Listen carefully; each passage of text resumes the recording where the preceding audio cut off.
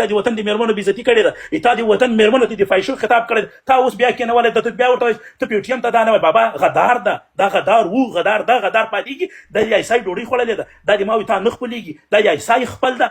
والله که خپل کوې دا شپه نښاني، والله که دې خپل کوي، والله که دې افغان کوي، والله که دې تا د وطن په ګټه تمام سو، والله که تا ته په درد باندې وخوړل، والله که دې تا د وطن سړی سو، والله که تا د وطن په ګټه باندې خبره وکړله. دا مه راولئ، دا مه کېنوئ په دې لای پوه کې. یاره هیله مې دا ده له تاسو ټولو نه، دا نور مه راولئ.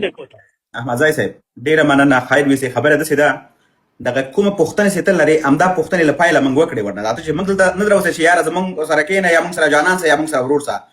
د موږ بحث پې همدا ده چې حمزه جانانه، حمزه وروره، حمزه صاحبزاده صاحب، حمزه پاکستانی، هر یو چې تاسې ګڼئ، موږ پوښتنه همدا اواز موږ خبره همداسې وروره تا نه خو د خلکو تمه توقع ده، ته خو د مصالیانو دعوې کوې، ته ولې دغسې احساساتي سوي او دغه ډول خبرې دې وکړلې چې د افغانانو ناموس یا که ولې پښتونخوا کې پښته پښتنو د ظلمونو باندې خوله پټه کړې ده.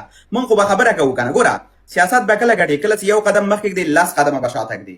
داسې نه کېږي چې په زور باندې هر شی باید ورور دا سړی تاسو ماته دا وایي د کوم چې په واکدارۍ دا سړی تاسو راخېځولی ده، دا د خپلې پښتونخوا واک لري. خو بیا هم ته په هغه وطن کې ژورنالست پاته سوی، آصف خو بیا هم ښه د دغه وطن یو پی ایچ ډي او ډکتورا لري، جبار خیل صاحب خو بیا هم ښه د دغه وطن یو پی ایچ ډي او ډکتورا لري، دغه وطن په پیسو باندې تعلیم کړی ده، دغه وطن کې راغټ سوی ده. دا سړي سره تاسو د څه شي دعوه لرئ؟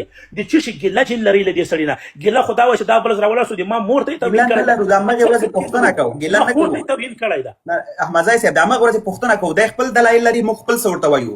دلته د پښتونخوا ولس هم سته، دلته د افغانستان ولس هم سته، دوی فیصله کوي چې څوک صحیح و، دغه سړی صحیح و که غلط و که تېروتی و، فیصله به بیا وروسته وشي. دا سړی صحیح و، دا سړی صحیح و، لا دا سړی غلط و، دې سړي و صحیحتوب غلط ما ته ګټه چې کوي ما ته توهین کوي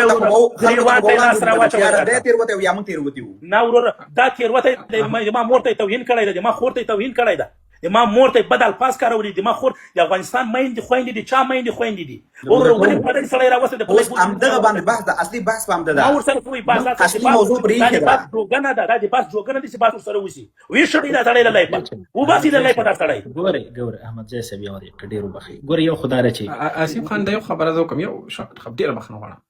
احمدزی صاحب د صاحبزاده صاحب سره راغی، ما ته ویل زه په تا اعتراض لرم، ما اعتراض لرې مهرباني وکړه راسه اعتراض وکړه.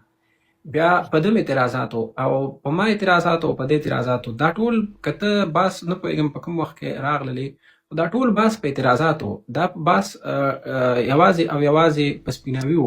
ورور ما جبار خیل صاحب په ډېر احترام سره تاسو ټول ته ډېر احترام لرم، ما ورونه یاست، ما د هېواد وګړي یاست، تاسو ټولو ته ډېر احترام لرم. خدای مو هر میاشت خوشحاله دي د وطن لپاره لره. د ما ګیله دا ده چې دې سړي سره زه مطلقا دا خبره کوم، زه د سړي سره دا سړی بیخي د هېڅ نه د باس جوګه نه ده چې دا سړی له موږ سره د موږ په ډایپو کې کښېني. د ما یوه پوسټنده که تاسو اوس دې ته دلایلو دغه لټوی شي په دغه دلیل وروره دا سړی د باس جوګه نه ده. ځواک صاحب ورور بس نور دا سړی د خلکو په سر کې زه یو خبره